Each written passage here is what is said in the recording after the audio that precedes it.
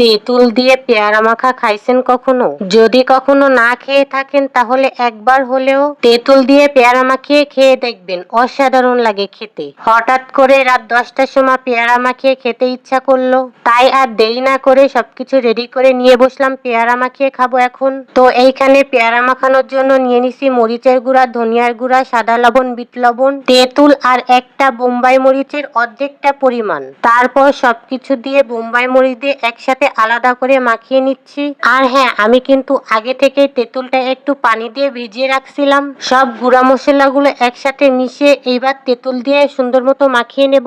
টক জাতীয় খাবার তো আমি সবসময় অনেক বেশি পছন্দ করি, আর তারপরে হয় যদি এইভাবে পেয়ারা মাখানো, তাহলে তো কোনো কথাই নেই। আমার কিন্তু সব মশলাগুলো তেঁতুল দিয়ে সুন্দর মতো মাখানো হয়ে গেছে। এইবার কেটে রাখা পেয়ারার মধ্যে তেঁতুল মাখাটা দিয়ে দিলাম। আমরা খুলনার মানুষ কিন্তু মাখা বলি, অনেক অঞ্চলে কিন্তু ভর্তা বলে। তো যাই হোক, আপনাদের সাথে কথা বলতে বলতে কিন্তু আমার তেঁতুল দিয়ে পেয়ারা মাখানো হয়ে গেছে। প্রথমে আমি একটা খেয়ে দেখলাম, এক কথায় অসাধারণ হয়েছে পেয়ারা মাখাটা খেতে। তো আপনাদের কাছে পেয়ারা মাখানোটা কেমন লাগলো অবশ্যই কমেন্ট করে জানাবেন।